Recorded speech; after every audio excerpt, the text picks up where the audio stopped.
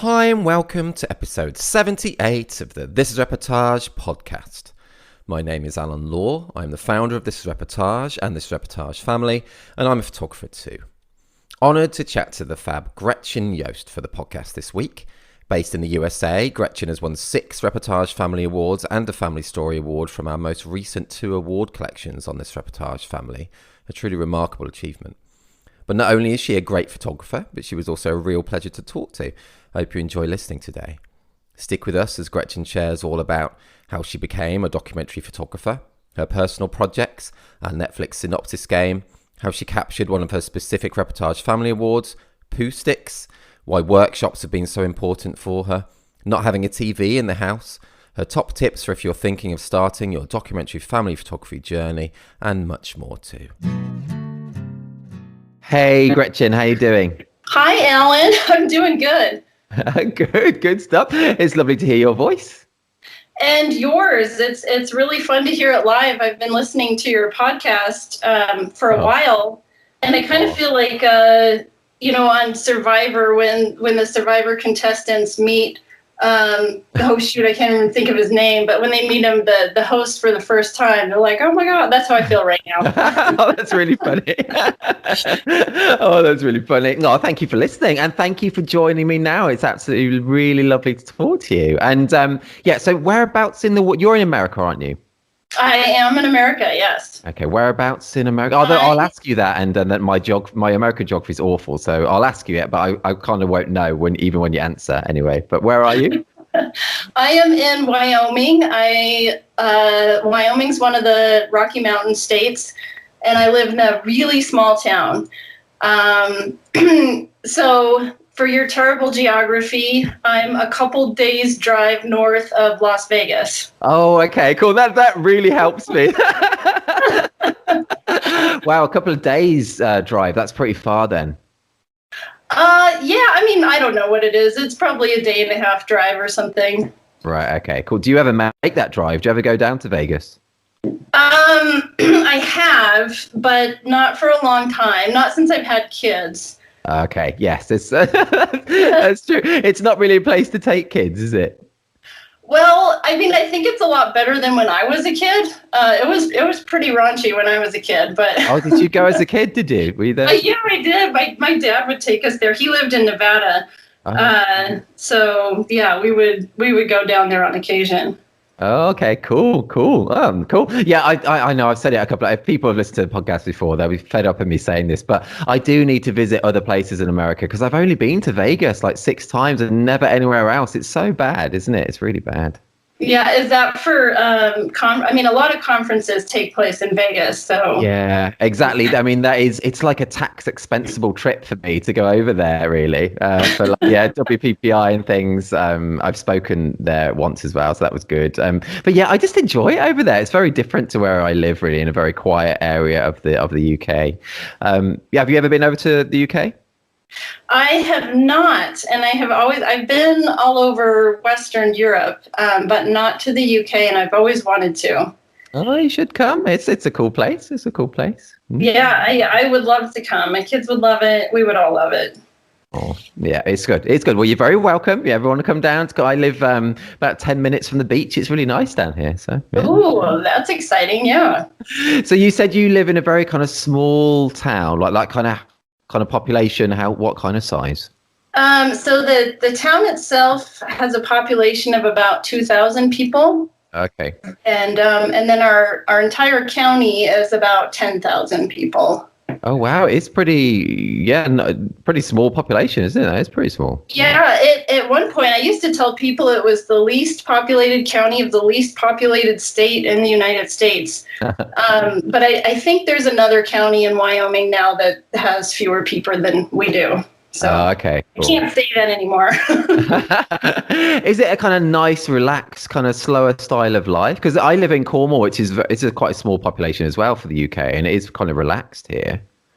It is. Yes, it is very nice. It's really slow. It's kind of your typical dusty Western town that you might see in movies, or, and then we Okay. have mountains nearby, but not, we're still kind of in the high plains. Oh, sounds So. nice. Is it with such a small population? Is it harder to get kind of family clients, for your work, or do you travel all over? I do travel, and it is harder because it is a small population. So I am about an hour and a half drive from Jackson Hole, Wyoming, which is right at it's the gateway to Teton National Park and Yellowstone National Park. And an hour and a half sounds really far for anybody who's not from Wyoming, but the old timers will say Wyoming's a short drive and a long walk. So for me, it's not far. So I have gone up there, and I've traveled to Salt Lake, and so I will travel for sure. You have to when you live in this small of a community. So yes, that's true, isn't it? And have you always lived there? Did you grow up there as well, or? No, I grew up in Oregon, in Western Oregon, Eugene. It's a university town. Okay. And but my parents, my mom and my stepdad were both from Wyoming, and my dad had gone to school in Wyoming. So we've always had a strong connection here, and I ended up where I am because my stepdad had a cabin that he had built nearby to here. So. Oh, cool. He built it himself. Yeah, he did. Cool. And he was an artist and an art teacher. And so the art that he made outside of school, anything that he sold, he would put that into the cabin he was building. So on good art years, he could buy lumber, and on bad art years, he would collect rocks out of the creek to build like a chimney. Wow. Yeah, so it was pretty cool. That's a great story. That's really cool. Yeah, that's really cool. Yeah. And Gretchen, I've been asking everyone this. It's obviously a big topic, but just wondering, how was last year for you, or the last 15 months? How was it for you, like business-wise or mentally wise, or both? How have you been? Well, it's been really different here than what a lot of people experience, I think. Okay. Because we're in such a small community and we're so rural, we really weren't hit by COVID very hard. Right. I hesitate to say that because our community did lose people to COVID. So, it's not that easy. But I mean, our kids have been in school full time in person since the end of August. Oh, wow. And, wow. That's different, yeah. We had very few restrictions, for better or worse. So it's been like, my experience has definitely been different than a lot of the people that I hear you interview, or just other photographers. And that's the neat thing about being part of this really kind of tight-knit international community of documentary style photographers, is seeing what everybody's experience is with this global pandemic. And, some people are in their third lockdown, or people in Spain who weren't allowed to leave their homes except to take their dogs out for a bathroom break. You're right. It's so interesting how the different parts of the world have been affected, and a different effect on their lives. It is so interesting. It's great to hear it's not affected you to the to the bad degree that it has to other people. And were you able to do work then as well? It sounds like you would have been able to. Yeah, and actually, weirdly, my business was fairly new and it kind of took off. Wow, that's great, though. COVID. I think part of it was because we really didn't get hit hard here in my county until October, November, December. So the whole summer, a lot of people were flocking to Wyoming and to the national parks. To get away from urban environments and to get away from COVID too. That makes sense. Yeah, so it was definitely a different experience. So I did get to work. I mean, when it first hit here in the US, I had zero work, obviously. Like everybody was just trying to stay home, which was really funny because we really probably didn't need to stay home at that time. But we Right, just yeah. didn't have any cases. But so I didn't have work at all for 2 months. And then once things started opening up again, then the work started coming in. So. Oh, that's good. That's great. It's great to hear that you've been able to. Yeah, that's really good. How did you find those initial couple of months when you were having to stay in? Because you've got children, haven't you? I think you referred to them as wild girls or something. Yeah, I do. I have 2 girls, 9 and 11, Oh, okay, and they were so excited. I They were understand so that. Yeah. excited they didn't have to. So COVID hit here, like everything started shutting down right around our spring break. So after spring break, they didn't have to go back to school. And they were thrilled to not go back to school. Were you thrilled at the prospect of? Did you have to homeschool them for a while then? So the first 2 weeks, we basically had an extended spring break. And Nice. so I took those, I had work to finish. I had editing and stuff I needed to work on. But I set everything aside and I just wanted to focus on getting kind of a schedule in place with the kids because I knew we would probably be homeschooling after those 2 weeks were over. And so I wanted I wanted them to be used to something that wasn't just a free-for-all. That makes sense. Yeah. So I really focused on them. And we would kind of sit down. We had our own little homeschool thing going. The downside to that is when virtual school started back up, they did not like it. Oh, did they not know? They liked mom school way better. Oh, that's nice though as well. That's nice for you. That's funny. Yeah. Oh man, yeah. I mean, I homeschooled mine for quite a while as well. It was quite an experience, but it was lovely seeing them more as well. It was. Yeah. Yeah, it's funny because now, I took a lot of pictures then trying to kind of document our COVID experience. And when those photos pop up in my Facebook memories, it's kind of bittersweet because we had a really fun spring.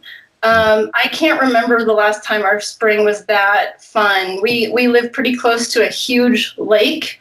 And we got to see the lake in every stage of the ice melting, which was really cool. Oh, And wow, this year, the lake was frozen, and the next thing we knew, it was melted, and we didn't see any stage of that. Okay. Yeah. It's funny that I think that word that you said there, bittersweet. You can use that a lot about these kind of COVID things because there have been some nice parts of it. Obviously, I mean it's a worldwide a disaster, but there have been some isolated nice parts of it as well. I have to admit. Yeah, there absolutely have. Gretchen, I love this from your Reportage Family bio, where you say, it's quite a long quote I'm going to say now, but I like it anyway, so I'm going to say it. Where you say, I have photographed family adventures in Yellowstone National Park, families hanging at home, family reunions, families fishing, weddings, births, newborns, baptisms, sports, teachers teaching, high school graduation, working artists, working dogs, all with a commitment to an authentic and respectful documentary approach. I love that, how varied, your photography is and how you've captured so much. So yeah, I just wonder, can you tell us, how it all began for you, how you became a documentary photographer? Oh gosh. That was a long question, wasn't it? That was long.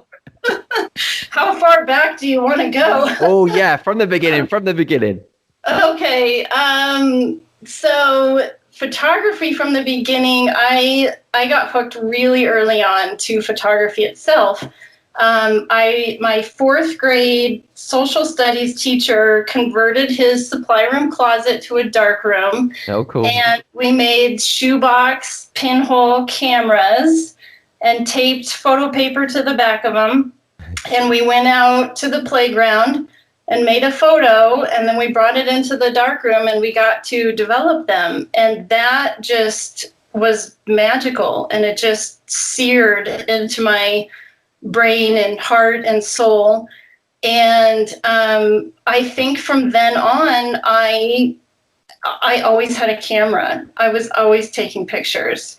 I started with I had a Polaroid, and then I had one of those little, I don't even know if anybody would remember these, the little 120 film cameras that was like even smaller than 35 millimeter. Oh, right. Okay.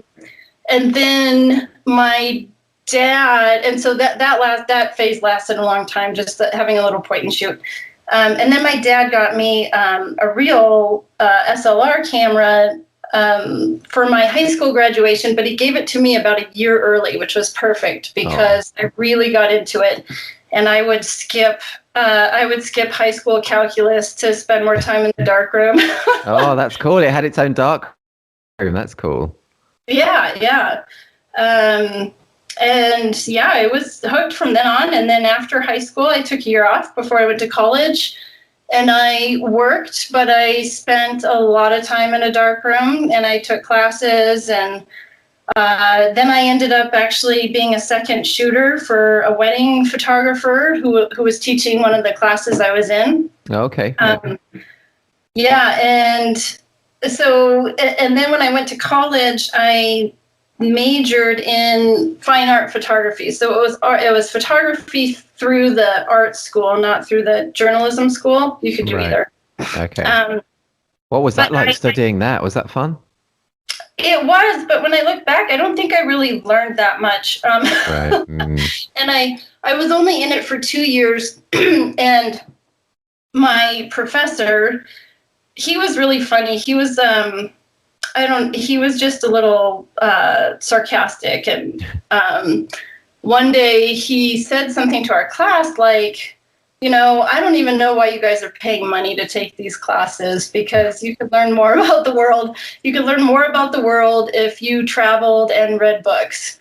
And at the time I was like, yeah, he's right. Anyway, so I switched majors. So I didn't end up graduating with a degree in fine art photography, but I did spend a couple of years studying it. So then from there, after I graduated from college, that's when I moved to Wyoming. And I no longer had a dark room at my service. And then I switched to slide film. And I shot slide film all the way up until my first daughter was born. And then I finally switched over to digital. Right. Wow. Gosh, it's properly in you, photography. It's properly in you from a really early age then. Yes, for sure. And the degree to which I've put effort and focus into it has waxed and waned over the years. There were years where all I had was a point and shoot, but I was still shooting slide film with the point and shoot. If I just wasn't as into it, then I would sell all my camera gear, get a point and shoot, be happy with that.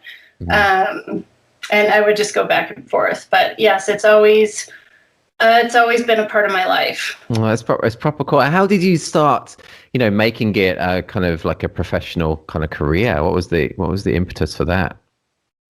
So after my daughter was born, I started a blog, your typical kind of mommy blogger sort of thing that was popular back then. So this was like 11 years ago.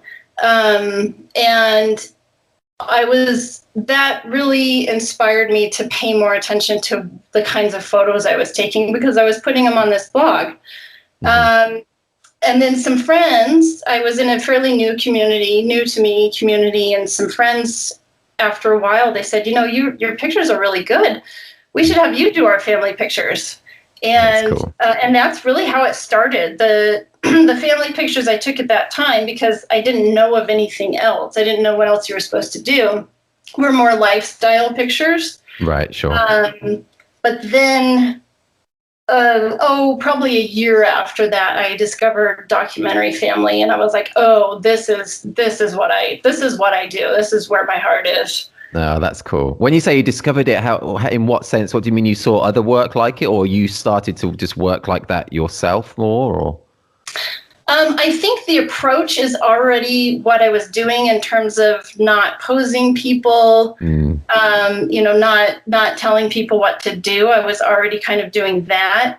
But in terms of it actually being a thing and a genre, I had learned about Kirsten Lewis, which is, a lot of people, that's their path. And then I'd also seen the work of Nikki Boone, which was really inspiring for me, because I was like, oh yeah, this is what my kids do. This is what I want to photograph too. So those were my two sort of introductions, I guess, to documentary. And then from there, I started taking some workshops and things. Oh, okay, cool. I was going to ask you about that, if you've done any workshops. Yeah, so that's it was a big eye opener for me when I did my first workshop in the wedding world quite a long time ago now. Was that a big deal for you, going on workshops?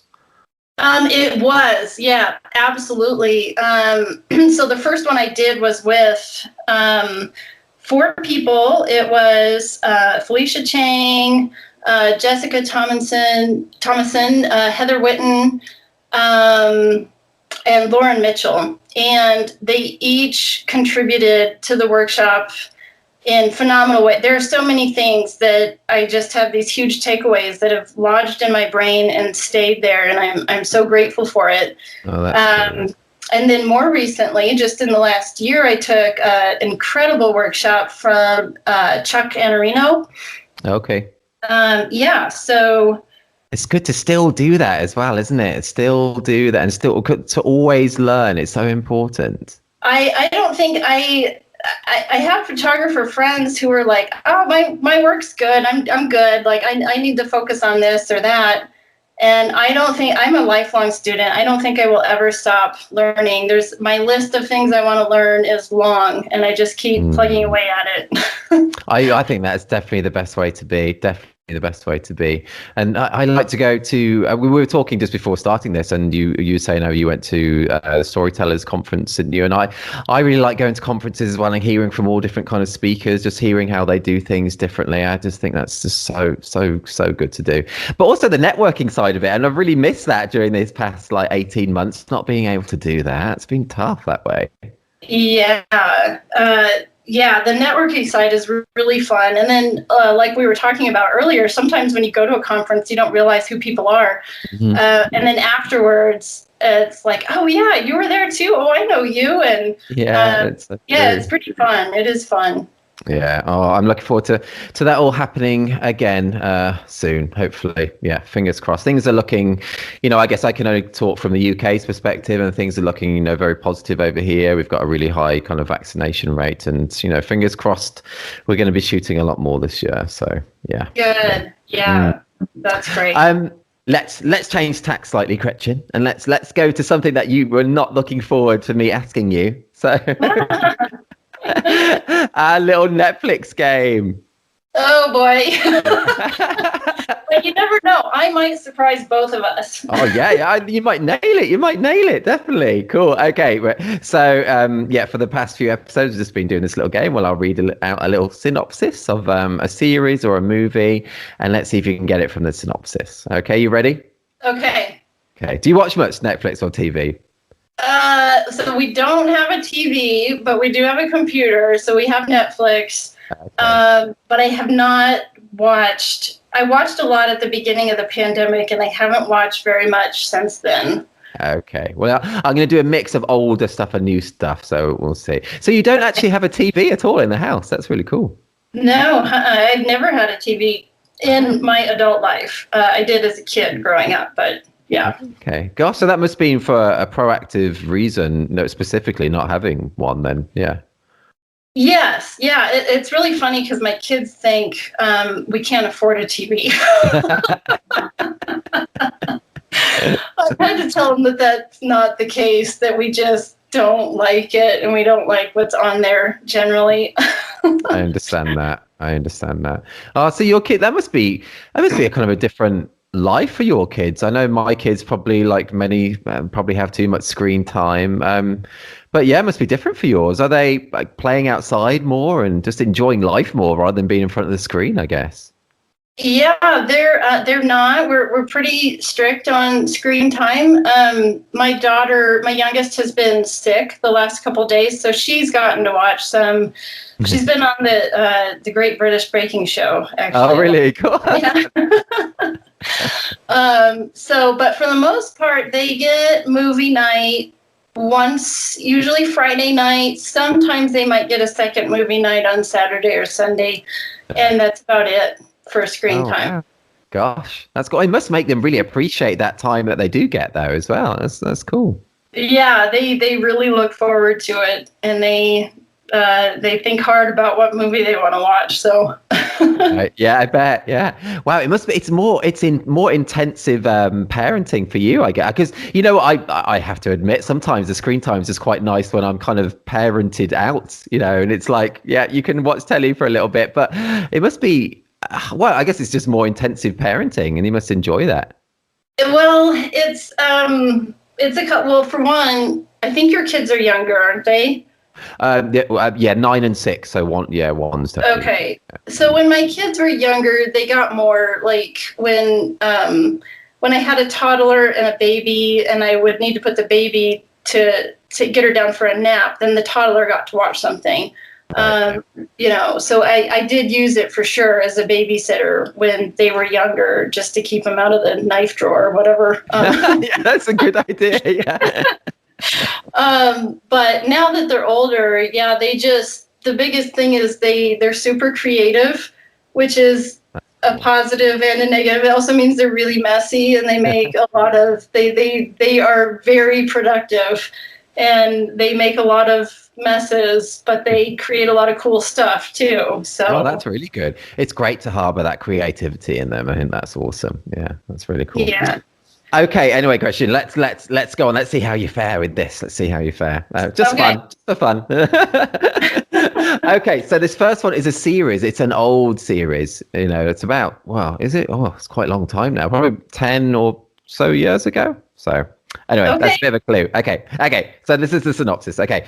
After Oceanic Airlines Flight 815 or 815 crashes down, the survivors are on what seems to be a deserted tropical island. Their survival is threatened by a number of mysterious entities, including polar bears, an unseen creature that roams the jungle, and the island's malevolent inhabitants. Oh my gosh, I know this. I know I've watched this. It's so tricky thinking of the names of things, isn't it? I totally get that. Oh gosh, yeah, it's so hard. I want to say that it's Travelers, but I know that's not it. No, it is just a one-word title though, like that, just one word. Oh, I can't think of it. Oh no, don't worry. Shall I tell you what it is? Yeah. It's Lost. Oh yes, okay. Yeah, I did. I watched that. So it was good, wasn't it? I used to really enjoy that, actually. That was good. Yeah, we did. I don't know. Some of the seasons kind of go on, and I mean, for shows in general, they go on, and they get terrible. And I can't remember if we quit watching it because it got bad or because it just ended. Yeah, that's funny.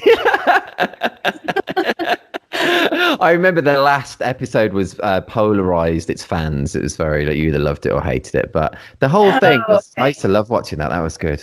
Anyway, okay, that's good. You knew that one anyway. It's just trying to. I knew it. I just didn't know the title. I couldn't come up with the title. Yeah, you definitely knew it. That's okay. That's a good one. Okay, right. Let's go on to the next one, which is a movie, and this is a lot more recent. I think it's a couple of years old now, or something like that. And anyway. Okay, this is the synopsis. 5 years after an ominous unseen presence drives most of society to suicide, a survivor and her 2 children make a desperate bid to reach safety. Oh, I watched that too. Bird Box. Nice, yes, that's it.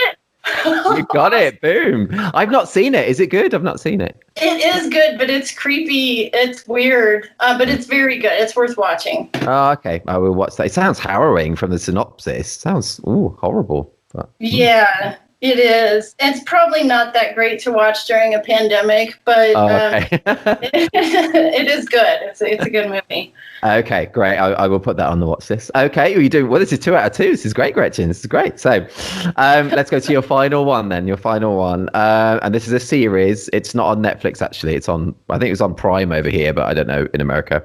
But anyway, okay.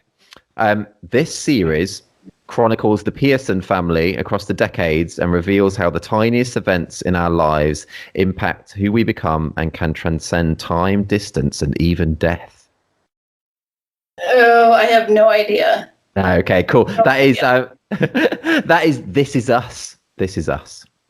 Oh, that's really embarrassing. I just started watching that one. I guess I didn't realize their name was Pearson. Yeah, I would totally have forgotten that it's Pearson as well, actually. Yeah, are you? And it's quite a strange synopsis, that, I think. It's a bit of a grand synopsis. But yeah, are you enjoying it? I am, but I'm not very far into it. So that's on Hulu here, and Okay. I did the free trial for Hulu so I could watch Nomadland. Oh yeah. And so I just started it, but I've heard the first few seasons are good, and then it starts to get kind of desperate. Yeah, I don't know. We've watched almost every episode apart from the very last one, and yeah, maybe the most recent season's not so good. But it's quite strange because the most recent season is kind of like up to date in life, so it's like pandemic. Yeah, there's like pandemic in there. That would be masks. cool. Yeah, it is actually. That would be cool. That makes me want to keep going. Okay. You should. Yeah, do keep going because it is a beautiful series. Honestly, I think the way they write around so many different kind of relationships and just so many angles of things, it's a great insight into family life. I think it's really. Oh, that's really yeah. I'm really enjoying it right now, but I'm early in the season, so yeah. Okay.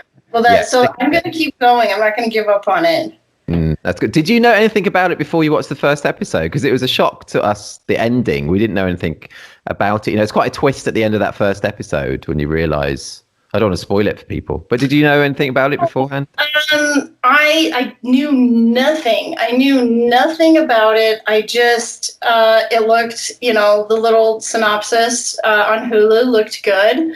So I started it and I really enjoyed it. But yes, the end of the first episode surprised me. I wasn't expecting that. Oh, cool. Yeah, neither we weren't either. It's cool that. Yeah, that's good. I like the way we've spoken about it without actually spoiling what it was, so people can, if they're listening now, do check it out. It's really really good. I think of it as like a kind of like an adult Dawson's Creek. Did you ever watch Dawson's Creek? No.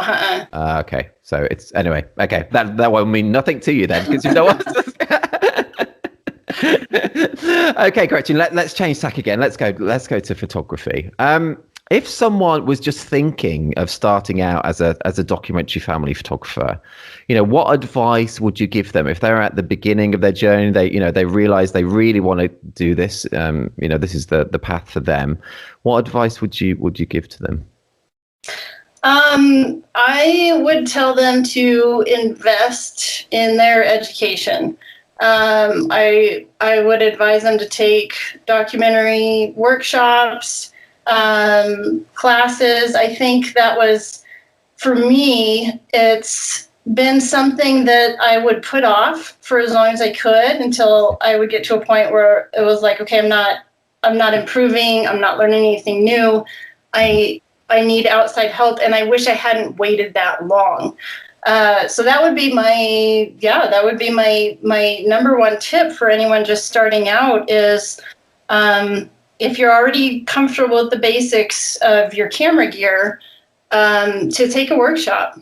I totally agree. And it was a big game changer for me, as I said before as well. Yeah. And the thing you said that you did with Chuck, was that like a one-on-one kind of mentoring thing, or was that like an in-person kind of workshop, or? So the ones that I've done have been over what we would call Zoom now. I don't know what platform we used, but yeah. So, and it would be a class setting. So there would be maybe 12, well, I don't know. I guess it depends on the workshop. But probably no more than 12 people on at once, and then the instructors would be on. And it would be a mix of like written material, videos, and then a live critique type session. Oh, that's cool. That's really involving. That's really good. Yeah. Cool, good stuff. And if people can do physical ones as well when COVID rules allow, I definitely massively recommend them. I've gone on some great workshops and love them. Really good stuff. Gretchen, I believe you're working on a couple of personal projects at the moment. Is that right? Can you tell us about them? Yes. So one of them is ongoing. It's probably going to be ongoing for a long time, but one of the things that attracts me to photography and the power of a visual image is photographing things that we might not see as much of, or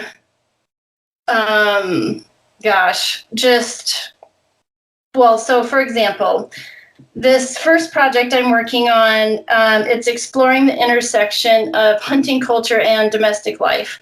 And typically when we see hunting culture, we see the same image over and over and over again, which is someone, usually a white male, standing next to their kill with a big smile on their face and their weapon or their firearm or bow, whatever they used. And that's generally what we see.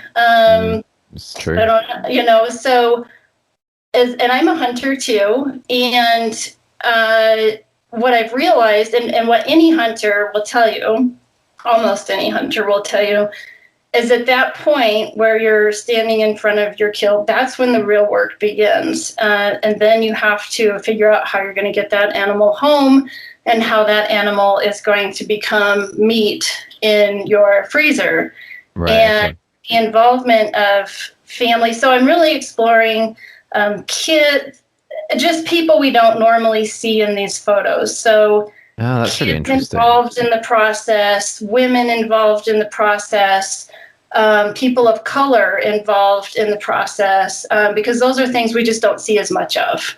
Right. That's really interesting to show all those different sides that the world doesn't normally see. That's really interesting. Yeah, so it's fun, but it's very limited on when I can actually make those photos. So. Right, sure. Okay. And so are you taking is that in a kind of documentary way, most of that work for that project? It's all been documentary. All documentary. There is a woman that I did I did an environmental portrait of her, so that was posed. But everything else has been documentary so far. Oh, that's cool. And how long have you been doing that project for them? Well, I mean, it started with my own family, so it could go back ever since my kids were big enough to go with us and help us. So I think the earliest would be, my youngest may have been 2 or 3.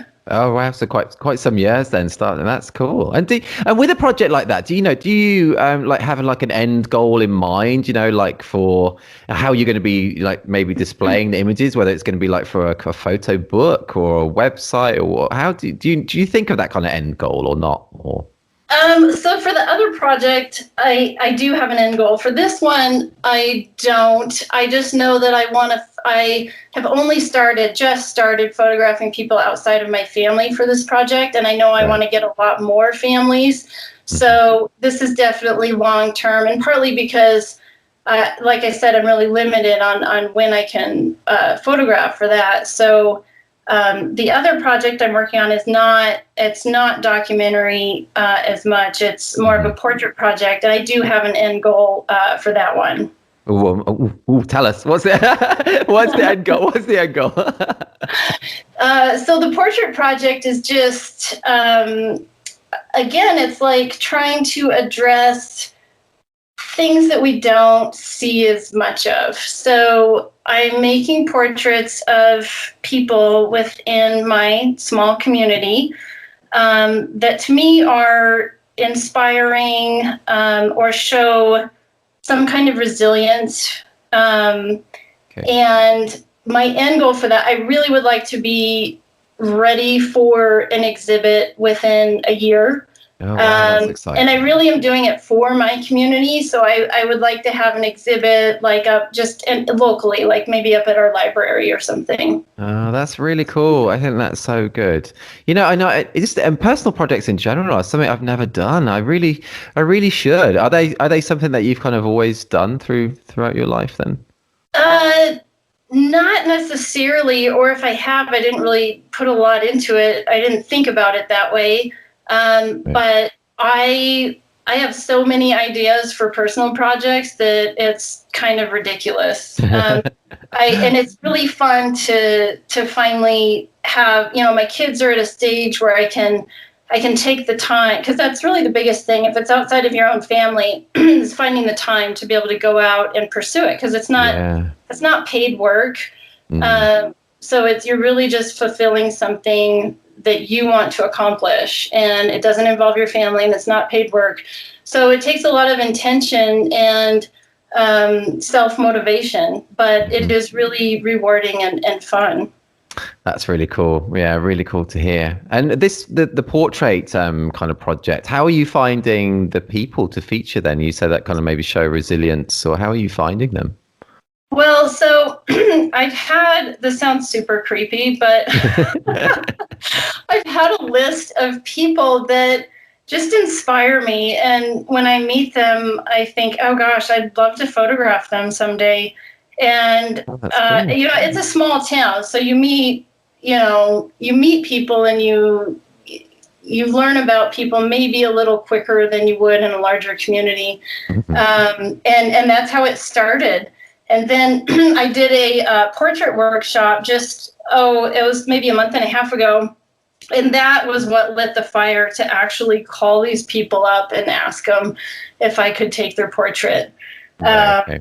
Yeah, were you nervous to do that, to make that initial? Oh, yeah, I think I would have put it off for another couple of years if I hadn't been taking that class. Oh, I understand that. And how, were they quite receptive to having their portraits taken by you? How was the reaction? Yeah, I mean, originally, initially everyone's skeptical because photographers have a lot of power on how you're going to represent someone. Yeah, so, they're like, okay, so what are you doing with these photos? And once I explained it, then they were all over it. And most of them were really excited about it. So that was really cool. Oh, that's really cool, because it's fulfilling and rewarding to yourself, and you're also giving back to that community and giving back to those individuals that you're featuring as well. I think it's really cool. Yeah, absolutely. Yeah. And talking of your imagery again here, one of your specific Reportage Family Awards that I love, and I know it's been awarded in other places as well. It's such a great image. It's a black and white shot of numerous kids like running up to what looks like, I don't know, like railings, I think, with the sun behind them. Do you know the image I mean? Yeah, absolutely. Oh, cool. And you've captured this like kind of, it's a great sense of movement. I just think it's a really beautiful shot. Can you tell us more about that frame, and how you captured it?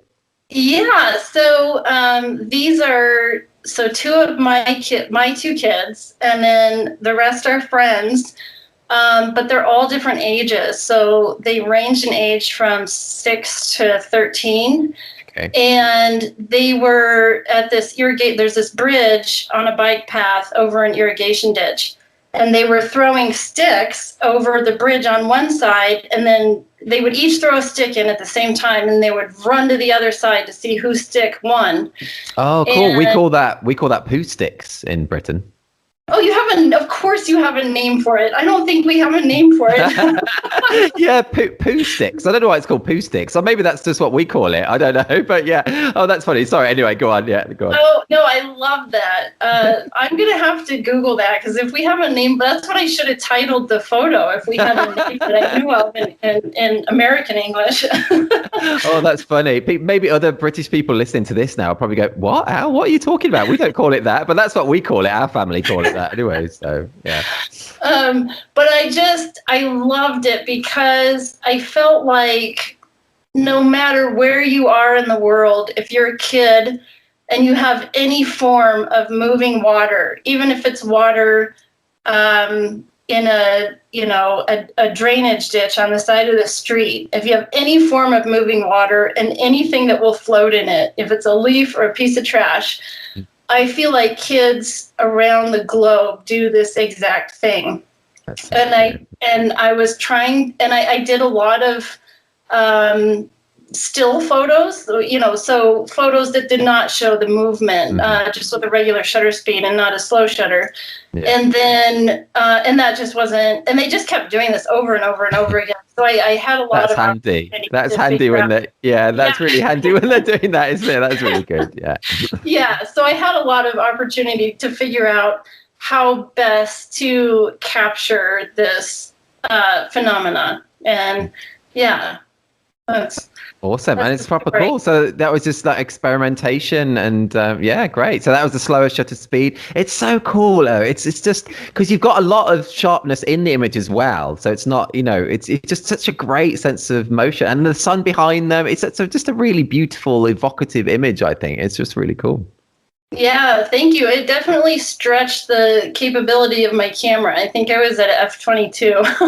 Oh, right. Yeah. It was a bright sun behind them. So very cool, very cool, and so great to hear about it. I think it's one of my favorite things of the podcast is listening to photographers' own words about their own images, because it's something you just normally don't get to hear. We look at people's images all the time, every day, everywhere, and it's very rare that we actually hear from the people who created them. So I think thank you for sharing that. It's lovely. Yeah, absolutely. No, I agree. That is, sometimes people just get lucky, and sometimes it was a long fought battle for a photo. So yeah, that was a process. You knew what you were doing and experimenting and nailing it. It was really, really cool. And people are listening now, do head to thisreportage.com or thisreportagefamily.com, and I'll include that specific award that Gretchen just spoke about. Yeah, that's awesome. Okay, Gretchen, let's change tack again. Let's change tack. Can you tell me something that you're truly, totally awful at? Photography related or just anything? No, just anything. Yeah. I don't think you can say photography for this one. You definitely can't say that. I'm sure. Something I'm truly terribly awful at. Gosh, probably a ton of things. My husband would probably say cooking. Oh, really? Yeah, he does most of the cooking in our house. That's funny. That's funny. I do all the cooking in my house, actually. That's funny. Good for you. I can't wait for him to hear this, because I think he thinks he's the only man on the planet that does as much cooking as he does. That's funny. My cooking is awful, though, and it's very limited to about 5 different meals. So, yeah. Yeah. It's good that you can't think of something you're... Ball sports. I'm not good at ball sports. Oh, really? Oh, okay, cool. Well, like tennis and table tennis and stuff. Anything with a ball. Other than juggling, I can juggle. Oh, that's cool. Great. Oh, cool. That's a good life skill to juggle, though. It is a good skill. It is. It's essential. Yeah, in that sense as well. But the actual juggling is very cool. I find it, because I can juggle as well. I find it kind of very almost therapeutic to do. I don't know if I'm good enough for it to be therapeutic. Maybe at one point it was therapeutic. Right now I'm just trying to keep, usually it's oranges to entertain kids. So if I can keep them long enough to make them go, wow, then I'm successful. That is good going. Yeah, that is good. I get told off by my wife when I juggle oranges. She always tells me off when I do that, because I will inevitably drop one. And yeah, that happens too. Yeah. That's funny. That's funny. Gretchen, what does it mean to be successful to you? It's quite a big life question, this one. What is success to you personally?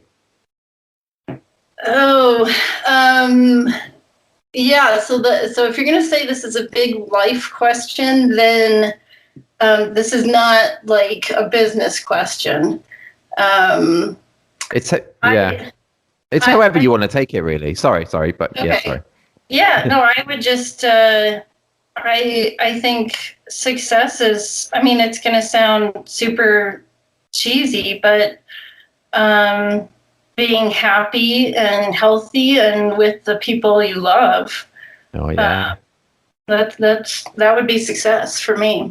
Totally agree with you. I think that's absolutely a beautiful way of summing up it. And I totally agree. Same with you. Yeah. Just being happy. It's just always so interesting to hear people's thoughts on that. Do you have, if we do talk about the business wise of it, do you have any kind of, do you set yourself kind of like business goals or things that you try and achieve, or are you someone who kind of just sees what kind of happens and sees, without having a big kind of long-term plan? How do you view it? Well, my business is fairly new still, so I feel like I'm still kind of fumbling through it. So most of my goals are, pretty basic right now. Like, I'm like, okay, so I have some stuff on my website, but I don't have everything on there. And I and then another one is shooting wise with my family sessions. I feel really good and confident about my documentary family work. But I really want to make a point to get good portraits, just to pause for a few minutes and get a good portrait. That's cool. Even if the kids are crying and mad or whatever, just to pause and do that. And sometimes I remember, sometimes I don't, sometimes the families don't want that anyway. But I think it's important just to have one. And that's one of my goals for this year, is to make sure, especially for longer sessions, like half day or full day sessions, to make sure we take that time to make one good portrait. No, that's cool. I think that's really good to have little goals like that, certain things. It makes you, kind of focuses you, I guess. That's really good. Yeah, for sure. What have you been able to shoot? I guess you have been. I was going to say, have you been able to shoot kind of recently family stuff? I guess you have been able to. Yeah, it never really, I mean, it stopped here for a couple of months, and then after that, I went back to shooting. It just looked differently. Sometimes my clients were wearing masks. I was always wearing a mask, unless we were outside. Okay. And yeah, so I've been able to photograph since, I think so. Everything ended in March, and I think I started photographing again in June. Right. Wow. That's so good. It's so good. I'm so happy for you. I mean, that's really, really cool. That is really cool. Yeah. It was weird, though. It was weird. It was like, every time it's like, oh my gosh, like, are we making the right decision? Are we being irresponsible?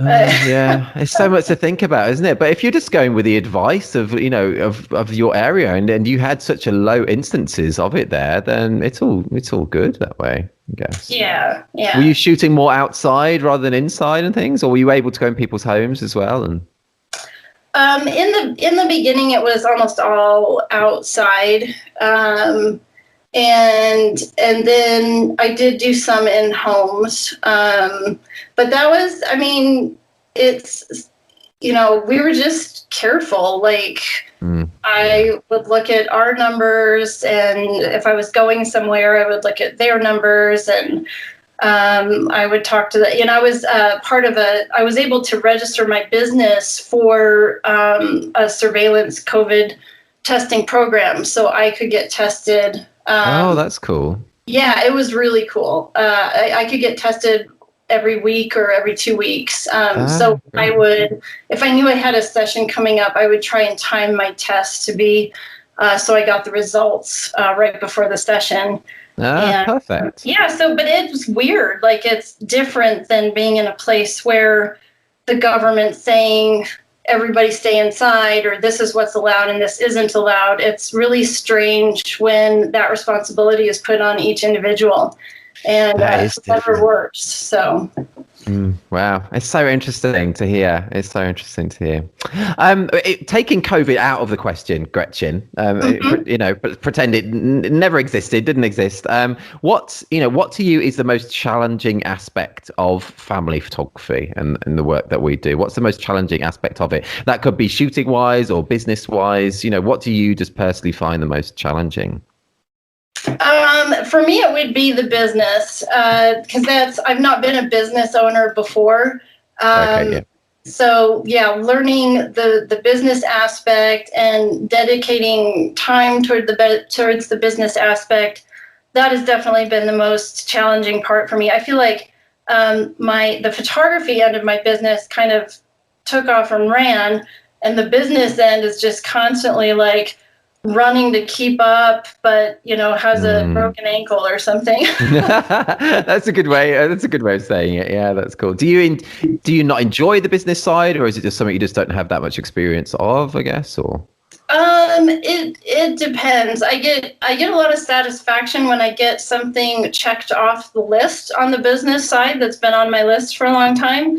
But I definitely will procrastinate those things for as long as possible. And then I get like, oh my gosh, I just have to get this done. Oh, I totally understand that. I totally understand that. Do you do much in the sense of kind of like social media marketing, Instagram and Facebook and things? I need to get way better at marketing. I'm not very good at marketing. But I will say that with what little marketing I do, I think I have gotten a lot of clients from Instagram. I've definitely gotten clients from word of mouth and Right. and maybe a little bit from Facebook. So I think just being active in both of those places is important. I think that's so true. Yeah, it is really true just to be active and updating and letting people know you still exist, getting your work out there. It's just so important. And Yeah, absolutely. and the fact that you're getting lots of word of mouth things means you're doing a really good job. Some people say that's luck, but it's not luck. It just means you're doing a really good job. So that's all really good as well. Yeah, thank you. It's funny, the business side for me, I enjoy it as well as the photography side. I do enjoy both. So I think photography is a great kind of marriage of those two things for me. Yeah, that's really cool. So I mentioned before that my stepdad was an artist. Oh, yeah. And he was like a high school art teacher, but he was also an artist in his own right. And he passed away from cancer pretty young. He was only 60. And so we had started a scholarship fund for kids who were going to pursue art, who were graduating from the high school that he taught at. And one thing he always said was, they never teach you business in art school. And so part of our requirement for this scholarship was that anybody going into art school would also need to take business classes. Ah, that's so clever. Yeah, that's so wise. That's so lovely doing that as well. But it's so true, isn't it? It's so important, the business side. It's so important. It is. Yeah, it's very important. It's definitely my weakness. So I hope it answered your question. Oh, you totally did. You totally did. Yeah, totally did. Before I started being a photographer, by the way, I was very boringly, I was doing search engine optimization. So, getting clients high up in Google for things like car insurance. But that was a very, very handy skill for me to have when I started being a photographer myself, having that SEO knowledge. So oh yeah, you could. Do you do that for other people? No, I did do years ago, but now I don't have the time. But yeah, it was a very handy skill. It was. Yeah, that would be. Have you done much SEO or anything? No, I'm seriously, I'm horrible at all of that stuff. I get it. No, I totally about it though. I'm learning about it. I do. I work through my list and I slowly figure all this stuff out. Yeah, it's good to do that. It's really good. Are you quite a list maker then? Do you make a lot of lists? I do. So have you heard of the bullet journaling method? Oh, I haven't. No, what's that? Oh, it's just it's like a planner, like a weekly or a daily planner, but it's more open-ended. Katie Jetballs introduced me to it, and it's been a lifesaver. My entire life is organized in this one little journal. Oh, okay, cool. Well, that's good. Yeah, that's good. Yeah, you should check it out. It's pretty awesome. What's it called again? Say, what's it called? Bullet journaling. Oh, okay, cool. Yeah, I will check that out. I will look into that. I'm very old school with I just have a little kind of to-do list on my desktop, which is just a notepad thing, and I just kind of cross it off on there. Yeah, very old school. I'm old school in a lot of that way. I don't use any kind of like admin software or anything. I just use Excel and Outlook and stuff. And yeah, that's cool. Yeah. I like that. I'm old school too. Yeah, good. Old school together. Old school together. It's good. Gretchen, we've been almost an hour already. It's funny looking down at the time. Honestly, time flies talking to you. It's so cool. Wow, yeah. Got time for one more question, if that's okay with you? Sure. Yeah. Okay. Are we going to do photography or no? Let's do not photography because I'm enjoying this. I quite like the random questions as well. So, if you could choose one day in your life, Gretchen, to live over and over again, like Groundhog Day. Have you seen Groundhog Day? Yes, I have.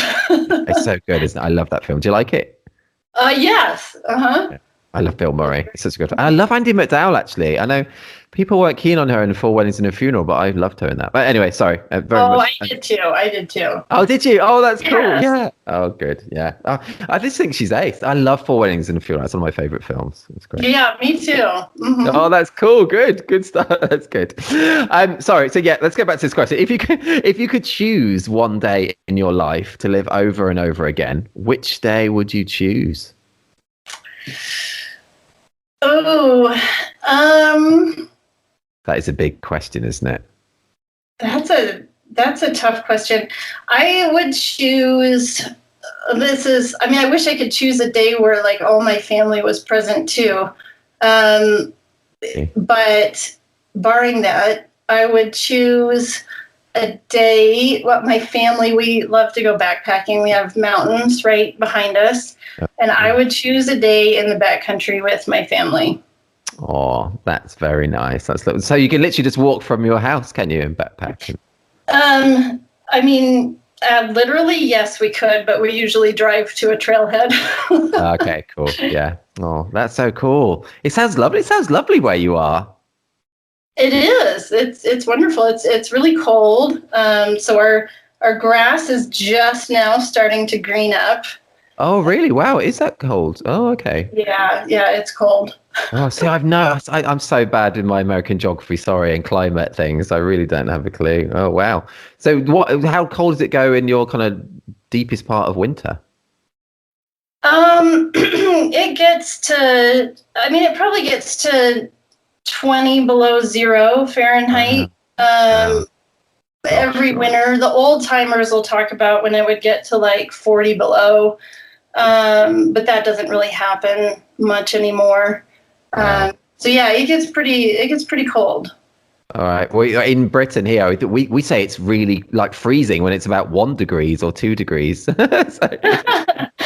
But you have a lot of moisture. See, we're really dry, so our cold doesn't feel as cold as it would where you are. Okay. Oh, that's cool. Well, all interesting. I love talking to people from all over the world. It's just so fascinating. It's just mad, isn't it, with modern technology as well? We're like thousands of miles away from each other, and just talk. I just find it really cool. It's so cool. It's because we're not a TV family and we're not really a device family. My kids think technology is evil, which is partly our teaching. But I keep trying to say, but look at like these positive aspects, and the fact that we can do this is so cool. It really is. It's so true. It's probably good for them to grow up in that mentality of knowing the dark sides of it, though. I mean, the bad sides of it, because there really is a lot. Yeah. But as you say, there are some good sides of it as well. There really. Yeah. Absolutely. Gretchen, thank you so much for talking to me. Well, thank you, Alan. It's been a pleasure. Oh, I've really enjoyed it. And thank you to just sharing so many great stories and great bits of advice and tips. And I've just really enjoyed it. I had a big smile on my face during this. So yeah, thank you. Awesome. I do too. I have a big smile on my face. This was fun. Oh, that's cool. And people listening now, do head, as I said, head to thisreportage.com or thisreportagefamily.com. I'll include the specific Reportage Family Award that Gretchen spoke about and a link through to your site as well. And hopefully maybe one day I'll get to meet you in the flesh. That would be cool. I will give you a call when we finally make it to the UK. Do definitely do. That would be awesome. And if I ever visit anywhere else other than Vegas, I'll let you know as well. You have to get out of Vegas. That's just not right. Oh, I know. Oh, awesome, Gretchen. Thank you so much. Okay, thank you, Alan. See you later. Okay, bye-bye. Bye-bye. You've been listening to the 78th episode of the This Is Reportage podcast. Really enjoyed talking to Gretchen. Hope you enjoyed listening. Head to thisisreportagefamily.com or thisreportage.com for a link through to Gretchen's website and to see the specific Poohsticks Reportage Family Award that she talks about on the episode too. We have lots more episodes of the podcast available where we speak to family and wedding photographers from all over the world, delve into our back catalogue to hear from the likes of Yulia Rose Grime, Lisa Hu Chen, Marina Meadows, Andrew Billington, Pedro Villela, Rocio Vega, Peter Hellock, Darren Kerwin, Christian Levin, Tyler Workin, and many more too. If you're not yet a member of This Reportage or This Reportage family, check out all the benefits of joining us, including an unlimited number of images on your profile, 60 individual award and 18 story award entries per year, invites to our physical meetups and parties, exclusive discounts, hours of educational videos featuring tips and advice on some of the world's best photographers, and much more too. Thank you if you submitted to our most recent award collections. We've received thousands of absolutely amazing submissions from all over the world, and our judges are currently poring over them all. You can't submit during this time, our judging week, but you can still join us, and submissions will be open to our next round of awards. We have awards every 2 months, so 6 times a year, as soon as the winners of these current collections are revealed soon. No poses, nothing staged. This is Reportage, and this is bye for now.